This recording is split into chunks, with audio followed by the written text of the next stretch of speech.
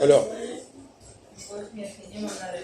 à ton avis, qu'est-ce que tu penses des synonymes? À quoi ça sert et pourquoi il y a des synonymes? Et d'ailleurs, qu'est-ce qui distingue le synonyme de l'homonyme?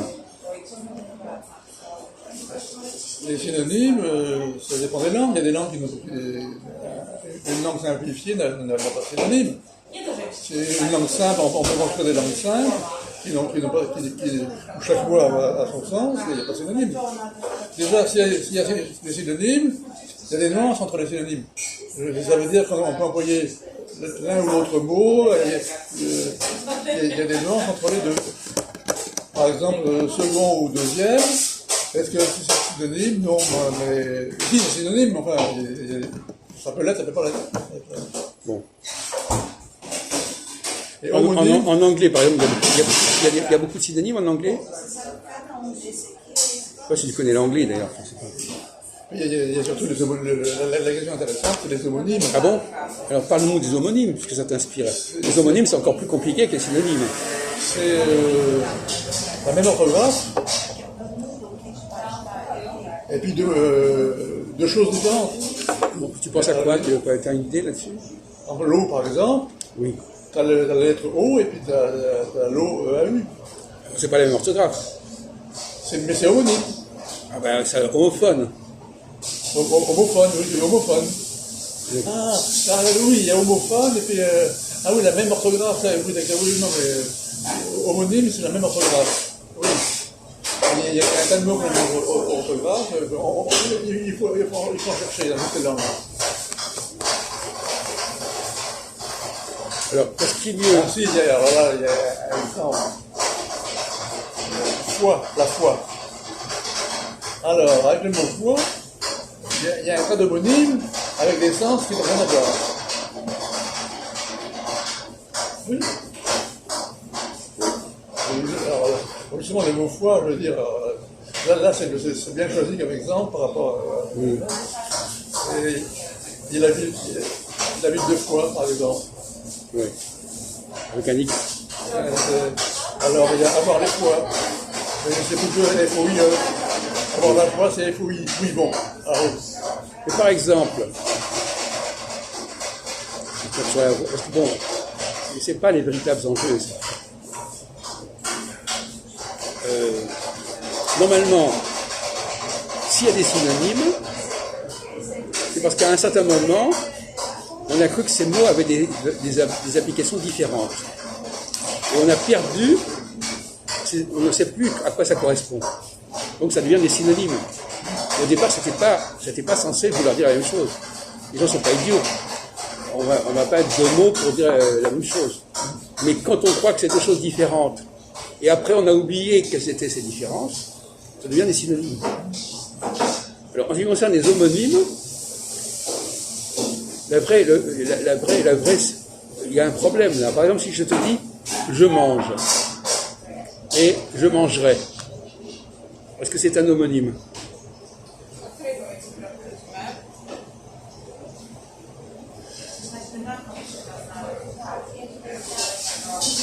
Parce que là, tu as toute une chaîne de mots qui dérivent de la même racine.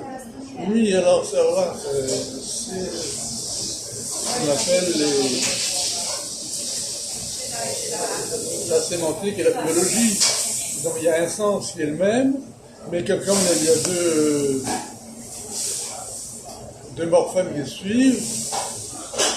Non, mais là, il s'agit d'une même racine avec des préfixes et des suffixes différents. C'est ça, la même racine, il a toujours le même sens, avec des préfixes et des suffixes différents.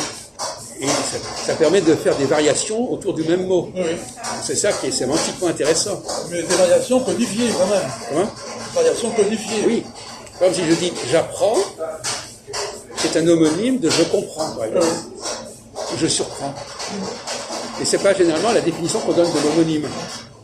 L'homonyme, c'est la contraire du synonyme. Dans un synonyme, on se croit obligé d'employer des mots différents pour dire des choses différentes. Dans un homonyme, on dit des choses différentes avec le même mot, avec la même racine. C'est très intelligent. Donc, généralement, les définitions des homonymes, c'est un peu n'importe quoi. La vraie raison, c'est, comme le français, alors, est-ce que le français, moi je dirais que l'anglais est beaucoup plus dans la synonymie, et le français beaucoup plus dans l'homonymie. C'est-à-dire que le français, l'anglais, comme il a emprunté beaucoup de mots au français, il a toujours des synonymes. Dans la langue française, il y a très peu de synonymes. Je veux dire, on n'est pas dans. Il y en a, mais je veux dire, il y en a beaucoup plus dans la langue anglaise. Oui, à cause de l'empreinte notamment. Oui, dans la langue anglaise, il y a beaucoup de synonymes, et dans la langue française, finalement, il y en a aussi, mais beaucoup moins. Alors, est-ce que tu connais quelle langue? Tu connais l'anglais, l'allemand? Tu connais l'allemand? Donc, je connais bien l'anglais et le latin. Alors, en anglais, Et le français aussi. comment on dit en anglais? Par exemple, je connais un peu l'allemand, un peu l'italien, mais je veux dire pas beaucoup. tu sais comment on dit en allemand possible? Hein? C'est possible. Il y a du bruit là-bas. C'est possible. C'est possible. En anglais, on dit maybe, en allemand, je sais pas. Non, en anglais, possible, c'est pas maybe, c'est l'adjectif pour C'est possible. Oui. Je sais pas. C'est possible. Possible. En français. Oui. Mais possible alors. Oui, oui, prononcé légèrement différemment, mais ça s'écrit pareil. Oui, mais c'est pareil, c'est possible, oui. Mais les Allemands, ils n'emploient pas le mot possible. Ils emploient le mot möglich. Möglich. Oui. Du verbe mögen, qui veut dire pouvoir. Oui. Donc c'était intéressant. L'anglais a perdu les racines allemandes. Oui. Il a le verbe allemand, aimer, Oui. maybe, tu as dit maybe. Maybe, ça veut dire pouvoir. Oui. Aimer, mais ils n'ont pas l'adjectif. Ah oui. Donc ils ont le verbe germanique et l'adjectif français. Oui, oui, oui. Non, mais t'inquiète, non, là, je te suis, mais je connais pas assez l'allemand pour te suivre. Oui. Oui, je veux dire, Par exemple, un paysan en allemand, c'est Bauer. Ben oui, ça je sais. Et en anglais, c'est comment?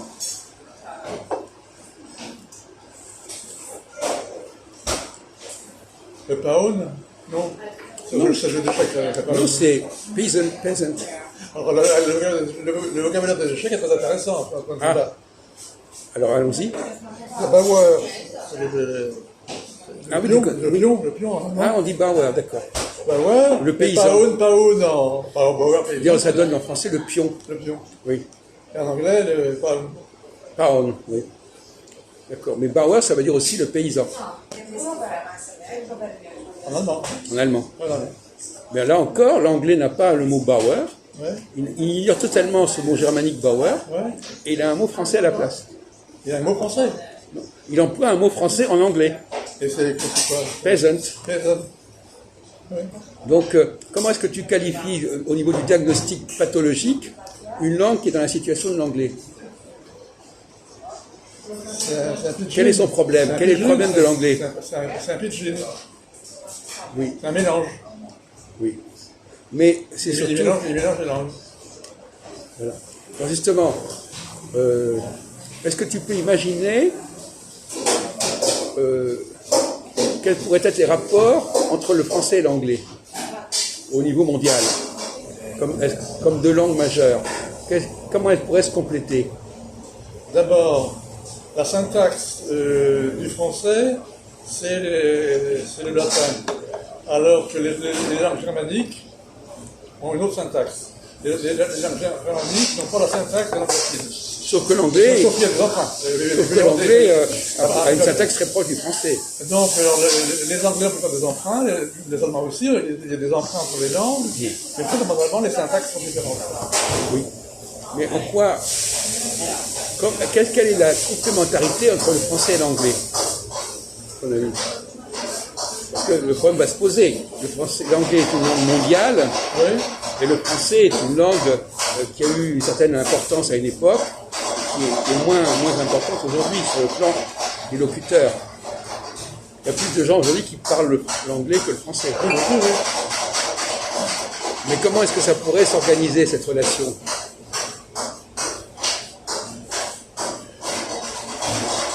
On était en train de parler, on parlait du leadership.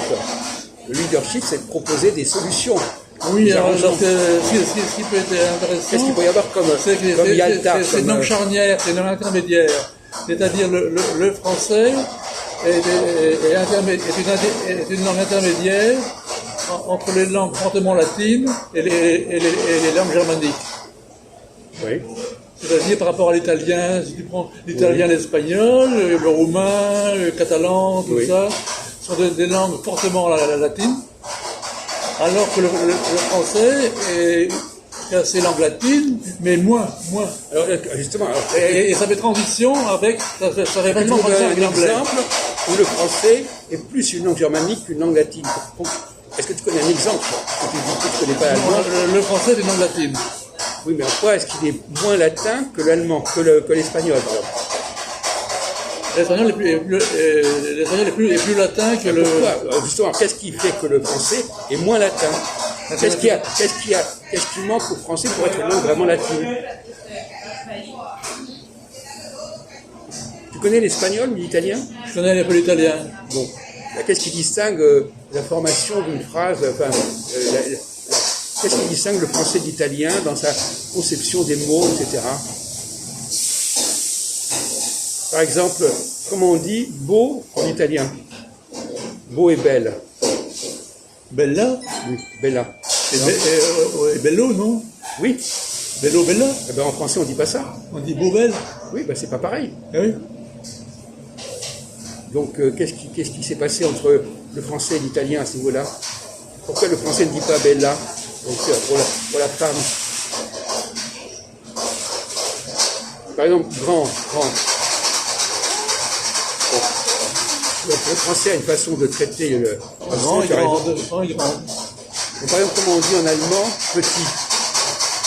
Petit, klein. Petite.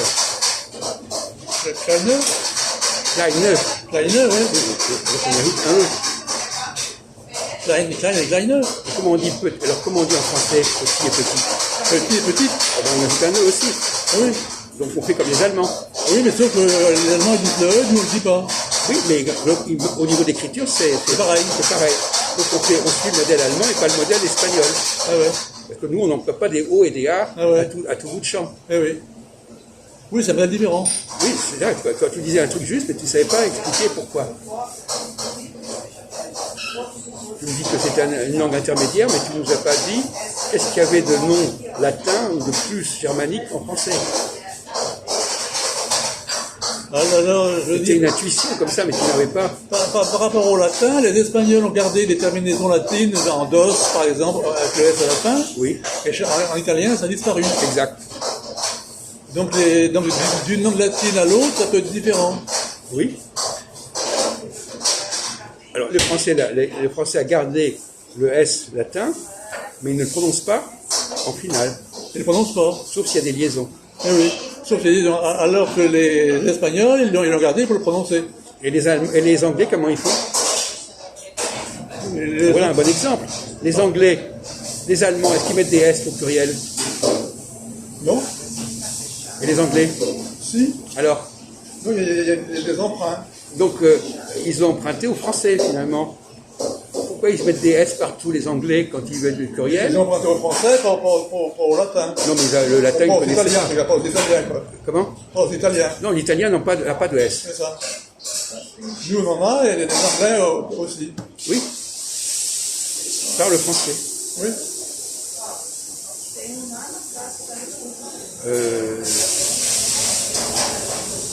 Alors, bon, est-ce que tu es conscient, quand tu parles le français, que on peut avoir du mal à te suivre? Ça va du mal, hein?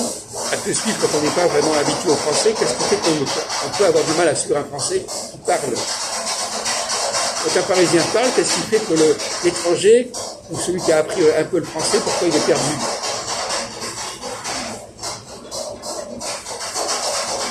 Oui, quand les Français se mettent à faire des jeux de mots, alors là, l'étranger est perdu. Laissons de côté les jeux de mots. C'est quand même important de se rendre compte, quand tu rencontres un étranger, de savoir qu'est-ce qui fait qu'il pourrait ne pas te suivre. Surtout si tu parles avec d'autres personnes.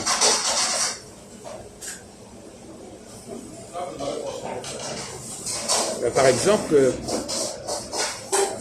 si tu fais une liaison, par exemple. Pardon? Je suis un homme. Oui. Déjà, tu vas faire une liaison entre suis et un. Oui. Donc déjà, il va pas toujours suivre. Parce qu'il va croire que c'est un même mot. Je suis homme, je suis un homme, c'est pas le même sens. Et puis... Non, mais c'est pas la question. La question, c'est la liaison. Oui. Quand tout le monde dit je suis un, il ne sait plus où les mots, il ne sépare plus les mots. Oui. Quand tu parles en français parisien, tu ne sépares pas les mots. Des fois on fait la césure, on ne la fait pas, je veux dire. Oui, alors justement, voilà. Alors, les liaisons, on les fait pas, je veux dire, c'est ça. Alors comment tu caractérises une langue où on fait ou on ne fait pas? C'est une langue un peu libre. Oui, c'est presque artistique de parler français. C'est très quoi, c'est vrai? Artistique. Artistique, oui. Et à la limite, tu diras peut-être pas la même chose, tu diras peut-être pas les mêmes choses de la même manière un jour et l'autre.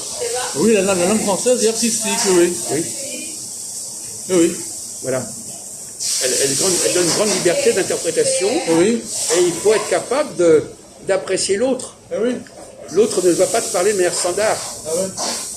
Donc il y a une écoute de l'autre il faut avoir une écoute particulière de l'autre. Ah oui. Il faut accepter que l'autre te parle à sa façon.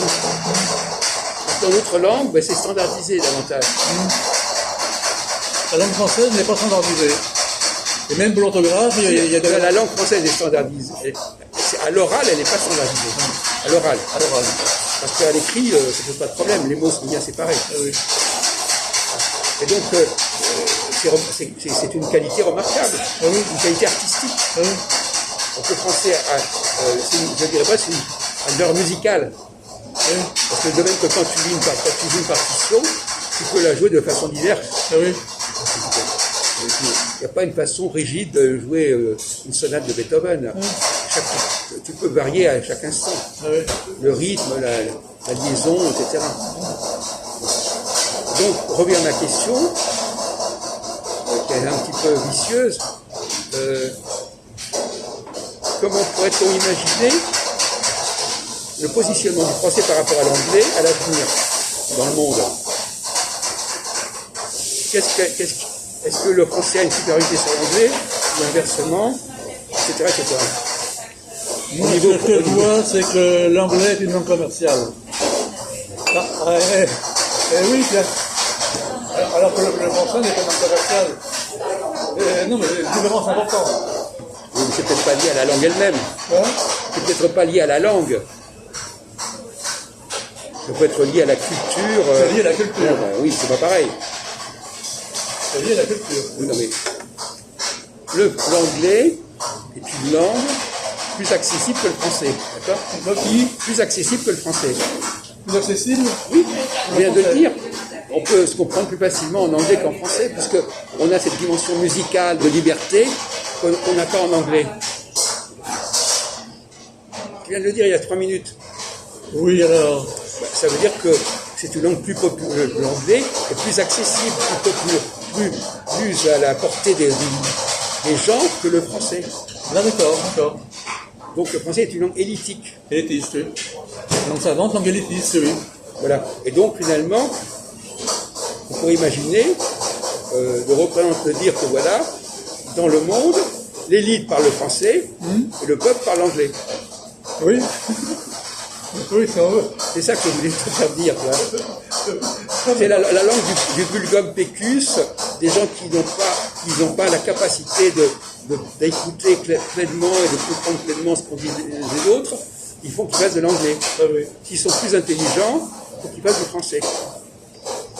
Alors, je vais vous poser une question pour terminer ce sujet.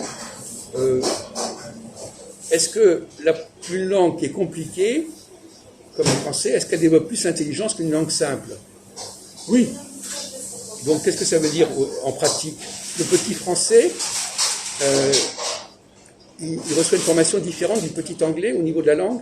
Oui. Alors, en quoi, toi, tu as été un petit français dans ta jeunesse? Comment? Tu as été un petit français? Oui. Bon. Alors, qu'est-ce qui est plus compliqué en anglais est plus compliqué en français. Par exemple, on a parlé des synonymes. Les synonymes, c'est compliqué. Ah oui. Ah oui. Puisque, voilà, bon, bah, il y a ce mot-là, et puis tu ne peux pas deviner le sens d'un mot. Si je te dis un mot, par exemple, bon, deux mots qui n'ont rien à voir entre eux, tu ne peux pas deviner qu'ils sont en rapport. Il faut qu'on te le dise. Donc en français, si je dis deux mots, par exemple, je dis la vie, la fin, finir. Tu vois bien qu'il y a un rapport entre le mot fin et finir. En anglais, ils ont end et finish. Donc c'est pas les mêmes mots. Donc le petit anglais, il ne peut pas raisonner tout seul. Il ne peut pas faire les connexions tout seul au niveau homonymique. Il faut qu'on lui dise, ah, attention, tu sais, on dit end, mais on dit finish ou final. Donc c'est quand même abrutissant comme truc, comme système. Donc le français développe plus l'autonomie de la langue. Une langue qui a énormément de dérivés, un petit français, il apprend facilement. Il devine facilement la langue. Même s'il n'a jamais entendu parler de ce mot, il sait que ce mot ressemble à un tel autre mot et que ça va avoir à peu près le même sens. Voilà, ça c'est menu. Ça c'est menu. Ça c'est Donc, pour former l'élite, il faut qu'ils apprennent le français. Et si on veut former des gens moyennement intelligents et qui se contentent simplement de répéter ce qu'on leur dit, sans réfléchir par eux-mêmes, eh bien qu'ils apprennent l'anglais. Depuis longtemps, l'élite anglaise parle français. Non seulement ils parlent le français, mais ils utilisent beaucoup de mots français en anglais. Moi, je suis pour un arrangement, si tu veux, où on dit, voilà, l'anglais, d'accord, à un petit niveau, et le français à un plus haut niveau. C'est comme ça qu'il pourrait se répartir c'est un arrangement que je propose. Alors, je vais vous poser une question subsidiaire. Est-ce que cette question du français, le fait que le français a exporté beaucoup de mots à l'étranger, est-ce que ça pourrait avoir une réalisation économique? Est-ce que ça pourrait être payant? Je ne sais pas si tu vois ce que je veux dire. L'exportation de mots, normalement, doit être payante. Bon, alors donc, normalement, oui, c'est pas le cas. Est-ce qu'on a le droit de faire payer les mots français quand les gens les utilisent en anglais, par exemple? Non, je pense que l'exportation de mots doit nous rapporter, mais pas en faisant payer les gens, quand même. Ben, pourquoi pas? Pourquoi pas? Moi, à mon avis, le français, c'est l'or noir. C'est l'or noir de la France. Je ne vois pas pourquoi demain, avec tous les processus informatiques, par exemple, même en musique, on peut tout contrôler, on peut tout vérifier, etc. Pourquoi à un moment donné, on ne dirait pas, comme en 73 pour le pétrole, on ne dirait pas, ben maintenant, si vous utilisez des mots français, ça va coûter tant, et ça sera un rapport pour la France. Et je suis sûr que ça existe déjà dans certains domaines, je veux dire. En informatique, on est obligé d'employer des mots anglais alors qu'on peut employer des mots français. C'est pas ça que je pose comme question. Ouais. Je ne pose pas du tout la question de l'utilisation du français en informatique. Je pose la question de l'informatique pour mettre en place une économie de la langue française et l'exportation des mots français. C'est pas du tout c'est pas le problème de l'informatique. J'utilise le mot informatique parce que ça permettrait de contrôler le flux. Mais je parle pas de l'utilisation du français en informatique. Moi, je propose qu'on trouve un arrangement comme quoi, chaque fois qu'on utilise un mot français sur un réseau quelconque, ce soit facturé et ce soit une redevance par rapport à la France. Bonne idée. Parce qu'il y a un endettement. Techniquement, c'est faisable. À mon avis, c'est faisable. Oui. La question est, bon, alors, quelles sont les raisons pour lesquelles, alors, à ton avis, est-ce que les petits Anglais, les petits Américains, est-ce qu'ils ont une conscience claire de tout ce qu'ils ont emprunté aux Français? Ou est-ce qu'on est dans la désinformation? C'est-à-dire, est-ce qu'on leur cache la vérité? C'est-à-dire que le petit Anglais, il est colonisé par la langue française, il est endetté par la langue française, mais il ne le sait pas. Bon, on dit ça vient du latin, je sais pas quoi, enfin, il ne sait pas.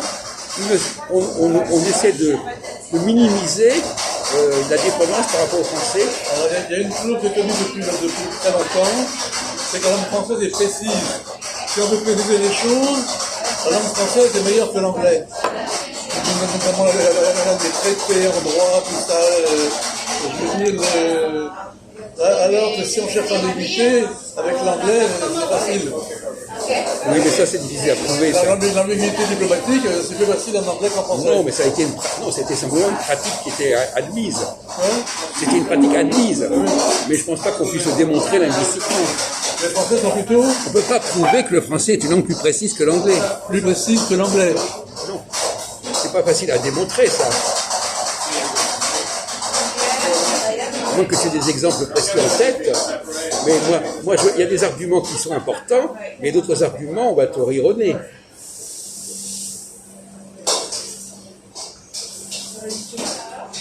Puisqu'on vient de dire tout à l'heure qu'au contraire, d'une certaine manière, le français avait plus de fantaisie, plus de liberté, etc. Donc c'est pas exactement ce qu'on peut appeler de la précision.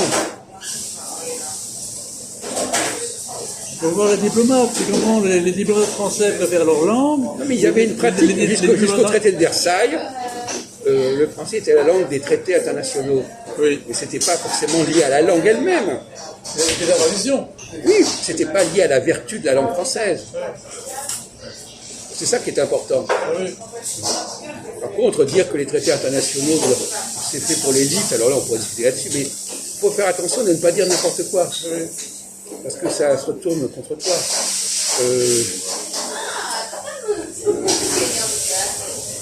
Moi, il me semble qu'au contraire, par contre, la précision, c'est de ne pas... la synonymie, c'est contraire à la précision.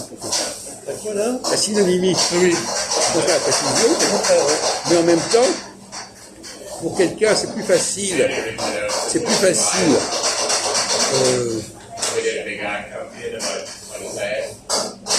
Par exemple, les gens peuvent préférer que deux mots différents, on va parler de signifié et signifiant, si tu veux. Parce qu'il faut faire attention à ce qu'on dit. Deux choses différentes, deux notions différentes, les gens préfèrent que ça corresponde à deux mots différents qu'à au même mot. On parle de la polysémie. Le français est une langue polysémique. Et cette polysémie, elle peut égarer aussi. Oui. Puisque, en même temps, ce sont des mots qui se ressemblent, qui ont des sens à peu près pareils, mais encore faut-il les connaître. Oui. Ce qu'on fait, en précisant du sens des mots, la polysémie, et qu'on discute entre Français sur la polysémie, on sait, on arrive à préciser le sens des mots, ou bien à jouer sur le sens des mots. Alors on rigole. Disons que c'est une question, il faut tenir compte du contexte, etc. Un cas amusant, c'est par exemple la troisième personne du pluriel en français, qui est présent. Troisième personne du pluriel en français. Oui. Il chante, on ne sait jamais si c'est un singulier ou un pluriel. Parce que ça s'écrit différemment, mais ça s'entend différemment. C'est quand même bizarre. C'est pas normal pour la première conjugaison, il mange, je ne sais pas si c'est un singulier ou un pluriel. Alors, les gens vont te dire ça dépend du contexte. Donc, ça veut dire qu'il faut faire très attention. Bon. Mais dans d'autres langues, il n'y a même pas besoin de contexte. Parce que les mots sont différents. Donc, moi, je ne plaiderais pas pour la précision du... Voilà. Il y a une logique du français. Le français est une langue très logique. C'est pas forcément une langue précise. Oui, logique, là. Le français est très logique. Oui, mais elle est logique parce que des mots qui se ressemblent ont à peu près le même sens. Ah oui. Alors que, bon, mais encore faut-il le savoir quel est ce sens. Ah oui. Et pour beaucoup de gens, pourquoi il y a des gens qui préfèrent utiliser des mots étrangers, même en français? Parce que pour eux, c'est plus simple que deux choses qui sont quand même différentes et correspondent à des mots différents. Par exemple, pourquoi est-ce que... Attends, une question un peu idiote. Pourquoi est-ce qu'on dit leader en français? Leader? Oui, pourquoi est-ce qu'on dit leader alors qu'on a des mots des mots en français qui existent. Le mot chef, on est dépendant de l'anglais, c'est tout. On pourrait dire Führer. Non, mais il n'y a, pas, non, on a deux il y a mots. pas énormément de cas comme ça, donc toi, ça c'est En français, il y a deux mots, il y a leader et Führer, et chef. en allemand. Oui, mais oui, mais Il y a beaucoup de gens qui non, emploient mais le mot. on peut de manière péjorative dire Führer plutôt que leader. Oh, bah, c'est quand même assez peu. On emploie beaucoup plus le mot leader que le mot Führer. Ah, bien sûr, bien sûr. Il y a une connotation, Führer, il y a une connotation. Non, mais même, c'est très peu utilisé, Führer. Ah ouais. Ça veut dire le guide, d'ailleurs, en allemand. Non, mais... là, toi, tu dis... non, ça, on ne peut pas te suivre. Parce que tu dis... C'est pas parce qu'on emploie le mot leader que l'anglais a une influence importante sur le français. Non. C'est pas parce que tu as un mot qui veut dire... Donc toi, tu vas à l'encontre de ce qu'on vient de dire. Non, mais il y a une nuance on entre vient- chef et leader, il y a une nuance. C'est ça, c'est ça. Ah oui, mais alors là, justement, on tombe dans la fameuse... Alors Dans justement, les il y a une nuances. nuance. Alors, il y a une nuance. Alors, quelle est, C'est quelle est une la- nuance, c'est quelle une est la- nuance. alors, justement, c'est ça qui est intéressant. S'il y a normalement deux mots différents, au départ, c'est parce qu'on ne veut pas dire la même chose. C'est ça. Mais on aimerait bien savoir quelle est la différence.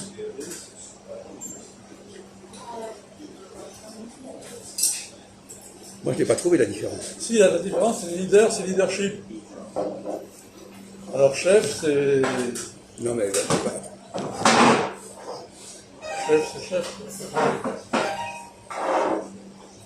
Bon, on va arrêter là-dessus. Oui, bon.